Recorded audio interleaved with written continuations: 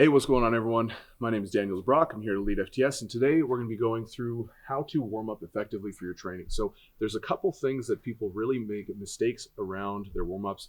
One is they spend way too long. They do foam rolling and stretching and all this stuff, which is fine, but a lot of the times it's just not a very good utilization of your time. So we're going to cover a couple of fundamentals for a warm-up. I'm going to give you an exercise example, but you can swap these out for anything that's going to pertain to your specific training. So first two things we need to focus on are what the primary focuses of a warm-up are.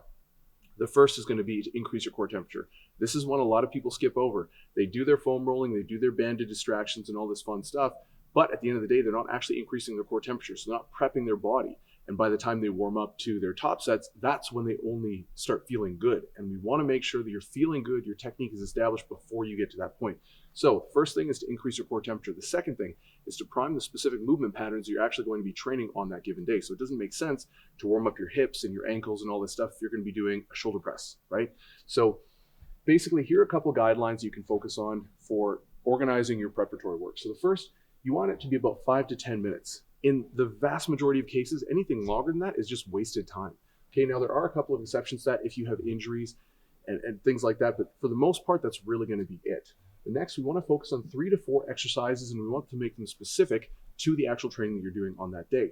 Then we want to make sure that it's done as a circuit. So again, you're just going to bang off a bunch of reps, go to the next one, bang off a bunch of reps, go to the next one, and then just keep cycling through for 2 or 3 different circuits.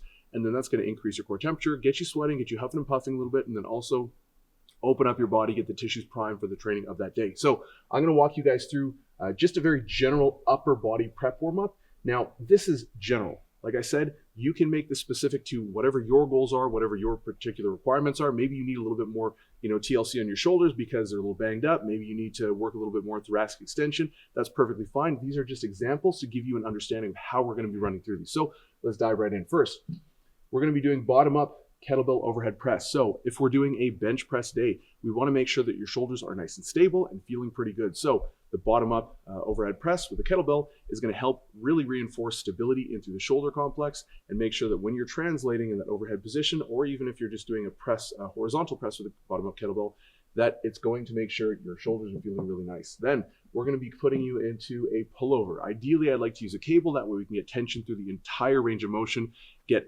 nice, good amount of range overhead, and then really pull back so we're getting good exposure to end range positions.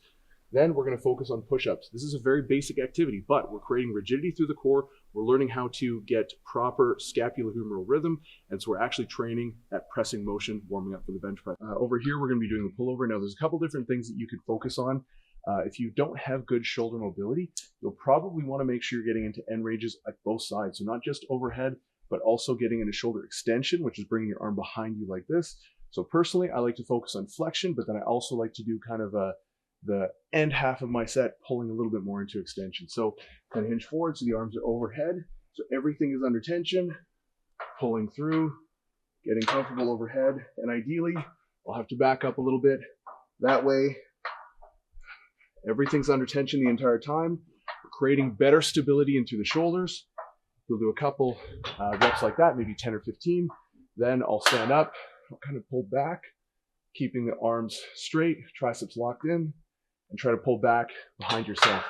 If you can get something maybe even a little bit longer and you can get a little further, that's great. I know for the bigger guys, sometimes it's kind of hard to get behind, but this is really important for optimizing your shoulder health, especially if you're someone who's very strong and doing a lot of bench pressing. He's doing both extension work and then also getting the flexion overhead.